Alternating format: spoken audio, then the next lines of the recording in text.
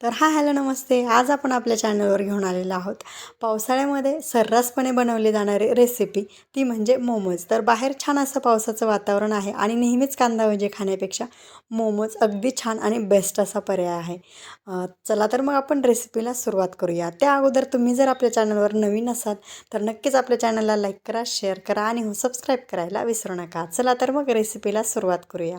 तर मी इथे वाटीने सगळं प्रमाण घेतलेलं आहे. घरातली कोणती एक वाटी घ्यायची आणि मेजरिंग कपाने 1.5 कप आणि वाटीने पाहाल तर 2 वाटे मी इथे मैदा घेतलेला आहे. थोडंसं त्यामध्ये मीठ आणि एक 2 चमचे आपण इथे तेल टाकून थोडं थोडं पाणी टाकून याचा घट्ट असा गोळा तयार करून घेऊया. अशा प्रकारे खूप जास्त पातळही नाही आणि खूप जास्त घट्टही नाही. आपण थोडं थोडं पाणी ॲड करून छान असा याचा गोळा तयार करून घेतलेला आहे. तर आपण हा झाकून बाजूला ठेवून देऊया. तुम्हाला जर हे मिश्रण पटकन तयार करायचं असला, म्हणजे हा गोळा पटकन भिजवायचा असला, तर फ्रीजमध्ये 10 ते 12 मिनटं ठेवायचा आणि त्यानंतर काढून पुन्हा एकदा मळून घ्यायचा. अगदी आपण बाहेर 1.5 ते 2 तास ठेवतो तितक्या फास्ट पटीने आपण फ्रीजमध्ये ठेवल्यानंतर हा गोळा भिजला जातो. ही टिप नक्की लक्षात ठेवण्यासारखी आहे. तर चला तर मग आपला हा गोळा फ्रीजमध्ये ठेवून दिलेला आहे. त्यानंतर आपण इथे स्टफिंग तयार करून घेऊया. स्टफिंगसाठी मी इथे एक मोठा चमचा अद्रक बारीक कट करून घेतलेला आहे. त्यानंतर एक मोठा चमचा आपण इथे लसूण घेतलेला आहे. छान असा फ्राय करून घ्यायचा आहे. आणि कोणतेही पदार्थ आपल्याला जेव्हा क्रंची बनवायचे असतात, सॉफ्ट नाही, शिजवायचे नाही, फक्त क्रंची करायचे असतात, त्यावेळेस कधीही घेताना शक्यतो लोखंडाचे भांडे घ्यायचे. तर मी इथे लोखंडाची कढई घेतलेली आहे. तर लसूण आणि अद्रक इथे छान असं फ्राय झालेलं आहे. त्यानंतर आपण इथे 1/4 कप आपण इथे शिमला मिरची बारीक कट करून घेतलेली, 1/4 कप गाजर आणि 1½ कप आपण इथे पत्ताकोबी घेतलेला आहे. तुम्ही अगदीच इथे कांदा यूज करणार असाल तर अगदी कट करून शिमला मिरची ॲड करण्याच्या अगोदर ॲड करून घ्यायचा आणि अगदी अर्धा मिनिटभर फ्राय करून घ्यायचा. तर आपण या सगळ्या जिन्नस ज्यावेळेस अगदी छान अशा क्रंची करून घ्यायच्या असतात, त्यावेळेस आपण इथे लोखंडी भांडे घेतलेले असतात. आणि सोबतच आपल्याला इथे क्रंची करून घेताना आपल्याला इथे गॅस देखील अगदी बिलकुलही लो करायचा नाही, फास्ट फ्लेमवर आपल्याला ही पूर्ण प्रोसेस करायची आहे.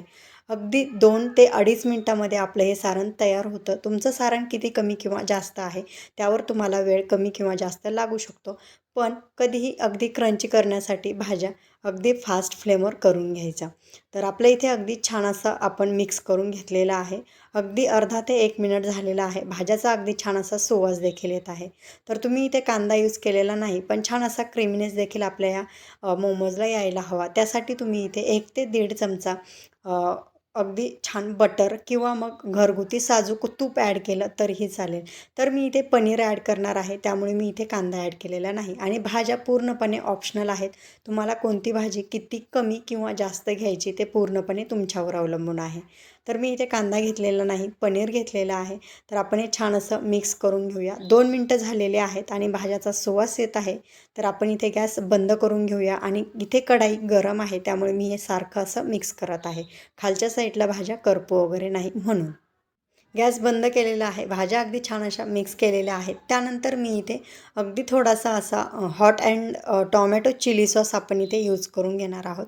हॉट स्वीट असा किंवा मग तुमच्याकडे अगदीच टोमॅटो केचप असेल तर तुम्ही इथे टोमॅटो केचप देखील 1 चमचा यूज केलं तरीही चालेल.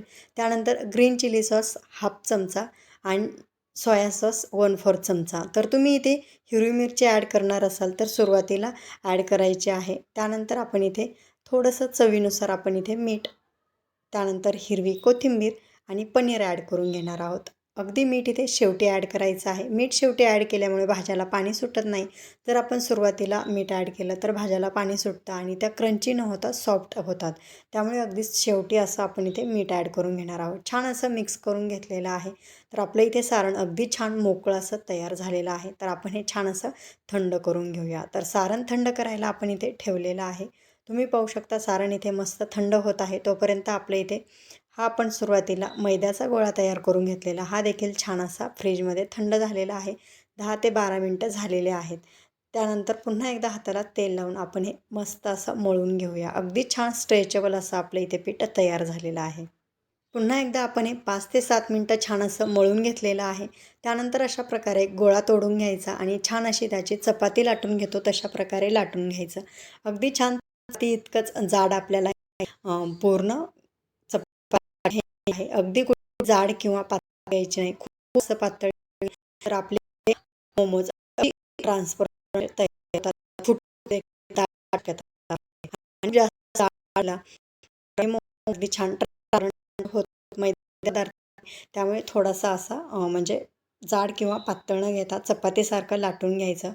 तर अगदी तुम्ही एक एक पुरी देखील याची लाटून घेऊ शकता, पण एकसारखे असे मोमोज यायला हवेत.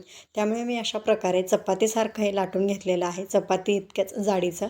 आणि एक प्लेट घेऊन अशा प्रकारे आपण त्याच्या पुऱ्या काढून घेऊया. साईडचं पूर्ण आपण इथे पीठ काढून घेणार आहोत. तर आपण हे मळलेलं गोळा बाजूला काढून घेतलेला आहे आणि अशा प्रकारे आपल्या इथे पुऱ्या तयार झालेल्या आहेत. तुम्ही पाहू शकता अगदी मस्त अशा पातळ चपातीसारख्या आपल्या पुऱ्या तयार झालेल्या आहेत. तुमच्या आवडीनुसार सारण तुम्ही इथे कमी किंवा जास्त भरू शकता. तर अशा प्रकारे सारण आपण भरून घेऊन आपण जसे उकडीचे मोदक करतो अगदी सेम तशाच प्रकारे आपल्याला इथे पाकळ्या तयार करून घ्यायच्या आहेत. या अगोदर देखील आपण उकडीच्या मोदकाचा व्हिडिओ आपल्या यूट्यूब चॅनलवर अपलोड केलेला आहे. त्यामध्ये देखील तुम्हाला डिटेलमध्ये मी कशा पाकळ्या टाकते ते तुम्ही नक्की पाहू शकता. तर इथे थोडासा मला इथे कॅमेराचा अँगल सेट करताना लक्षात आलं नाही, त्यामुळे तुम्हाला इथे पाकळ्या अगदी परफेक्ट अशा दिसत नसतील बनवताना. तर अशा प्रकारे आपले इथे छान असे मोमोज तयार झालेले आहेत. तर अगदी मस्त असे दिसत आहेत आणि चवीला तर अगदी सुपर असे होणार आहेत. तुम्ही आपला हा व्हिडिओ इथपर्यंत पाहिला म्हणजे तुम्हाला नक्कीच आपला हा व्हिडिओ आवडला असेल. व्हिडिओ आवडला असेल तर व्हिडिओला लाईक आणि चॅनलला सबस्क्राईब करायला विसरू नका. तर मी इथे कढाईमध्ये पाणी घेतलेलं आहे 1 ते 1.5 ग्लास. तर आपण त्यामध्ये रिंग टाकून घेऊया आणि थोडंसं मीठ देखील टाकून घ्यायचं आहे. अगदीच तुम्ही लाल तिखट टाकून घेतलं किंवा मग मॅगी मसाला वगैरे तरीही चालेल. पाण्याला इथे उकळी आलेली आहे. तर मी इथे प्लेटला खाली बुडाला तेल लावून घेतलेलं आहे आणि त्यावरती आपण हे मोमोज ठेवून घेतलेले आहेत. 10 ते 15 मिनटं आपण हे मोमोज छान असे स्टीम करून घेऊया. तुम्ही अगदी स्टीमरमध्ये स्टीम करून घेतले तरीही चालेल. तर आपण हे झाकण ठेवून 10 ते 15 मिनटं स्टीम तर हे पहा अगदी छान असे 10 ते 15 मिनटानंतर आपले इथे मोमोज अगदी छान ट्रान्सपरंट दिसत आहेत. तर अगदी मोमोज छान ट्रान्सपरंट दिसत नाहीत तोपर्यंत आपल्याला कुक करून घेणं गरजेचं असतं. तर आपले इथे मोमोज तयार झालेले आहेत. तुम्हाला आपली ही रेसिपी कशी वाटली ते कमेंट करून नक्की सांगा. व्हिडिओ आवडला असेल तर व्हिडिओला लाईक आणि चॅनलला सबस्क्राईब करायला विसरू नका. म्हणजेच अशाच नवनवीन व्हिडिओचे अपडेट तुम्हाला मिळत राहतील आणि अशाच नवनवीन रेसिपीज देखील. चला तर मग आपण इथे मोमोज फोडून देखील पाहूया. आतमधली स्टफिंग अगदी मोकळी सुटसुटीत अशी तयार झालेली आहे. तर हे मी इथे हा मोमोज घेतलेला आहे आणि आपण हा फोडून देखील पाहूया. अगदी मस्त असा पातळ लेयर देखील तुम्हाला इथे दिसत असेल आणि आतमधली स्टफिंग देखील दिसत असेल. अगदी छान कलरफुल अशी झालेली आहे आणि खायला आणि चवीला तर अगदी भन्नाट असे झालेले आहेत. तर तुम्ही ही मोमोजची रेसिपी कधी ट्राय करताय आणि तुमचे मोमोज कसे झाले ते कमेंट नक्की